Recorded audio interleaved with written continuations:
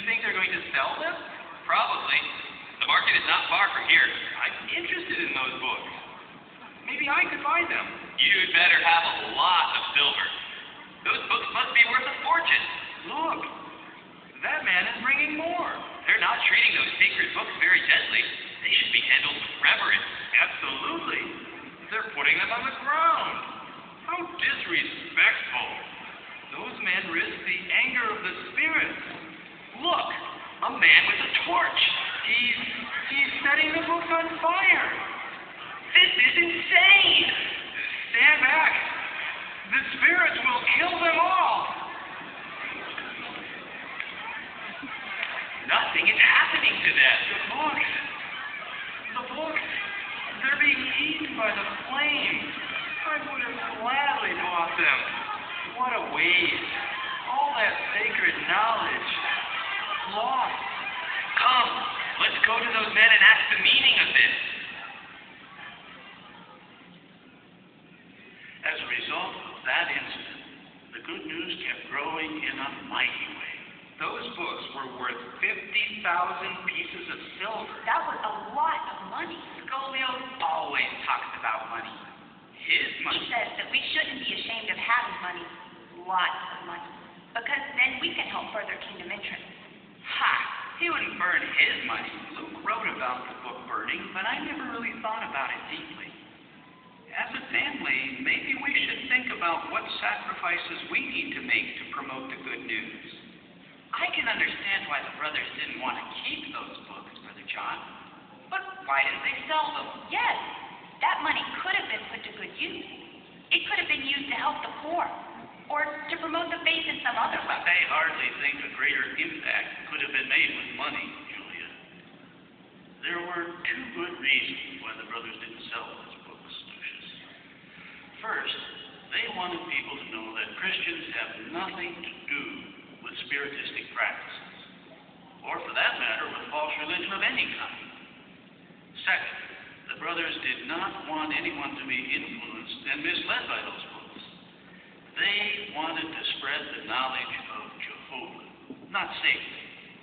Their sacrifice brought great praise to Jehovah. Every Christian sacrifices something. Following Christ is a self-sacrificing way of life. Even the faithful who are rich must continue to make sacrifices. Did not Jesus say, "Whoever does not accept his torture stake and follow after me is not worthy of me"? Why do you have such a somber look on your face, Julia? Sometimes it is so hard. I see Helen with her new brooches, her mirrors, her fine garments, veil, and hairpins, and I am envious. It's good to keep it simple, Julia. Remember, even our Lord had nowhere to lay his head. Yet Jehovah saw to it that he had everything he needed. A simple life protects us from the world. From now on, when I eat fish, I'm going to think of Jesus' words to Peter. Do you love me more than these? Very well said, my son. I must be on my way. Let me help you, Brother John. Good night, my children, and may you all prosper spiritually.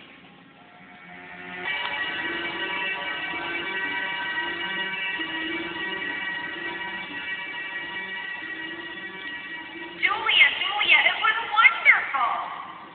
What? What was wonderful? The play. It was hysterically funny. You would have loved it. Absolutely loved it. You must go see it. It's a comedy about a Theban general who was mistaken for another man on the island of Crete. Well, as you're watching the play, you don't know until the last act that the two men are actually twins who were accidentally separated at first. Julia? Yes?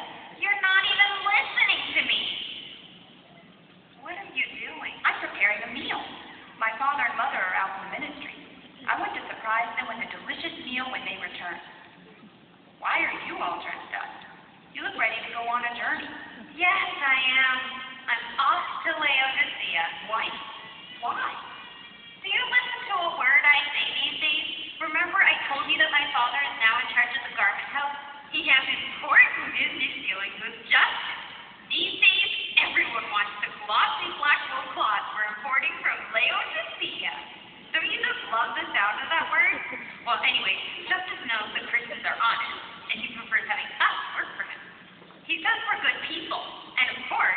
agree with him. But to make a long story short, he gives many of the jobs to the brother. And recently, my father talked Justice into giving me a good position in the garment house. But listen to this. He also loves the theater. Who does? Justice. Helen, have you ever given any thought to what will be involved in your moving to Laodicea and what effect it might have on you spiritually? For one thing, from what I've heard, Justice has an eye for the women. Well, I don't have an eye for him. He's old. It doesn't matter. It does matter. Now stop all this and tell me you will come to see me as soon as possible. When are you leaving? Today! Justice told Father he would show me this very best of entertainment. He is an honorable man, and he has strong ties with the governor of Pamphylia. He is also involved in the theaters in Ephesus and Miletus. Everyone knows him and greets him as if he were a general in Caesar's Praetorian Guard. Why are you looking at me that way? Why else are you going to Laodicea? Why? Whatever do you mean? Are you going to Laodicea to see Petros? Petros? Who's Petros? Petros, the brother whose father is a shepherd from Samos. The Petros you met at the market last year. Oh, that's Petros. Does he live in Laodicea? Stop acting, Helen. Well, for your information, I'm not going to Laodicea because of Petros. I'm going to see what else this world has to offer. Theater, fine delicacies, and a job. You know, there are very few opportunities for women in this world. How do I look? Oh, Helen, do you know what you're getting yourself into? Of course! I'm 19. I'm grown up, unlike you. You'll be under the control of a strange man. It's true I have only met him twice, but my father has done business with him for years, and he is well respected in Ephesus and considered a generous man. Even Scholio speaks well of him. In fact, Justice is more hospitable than some of our brothers. His business is providing us with a good living these days.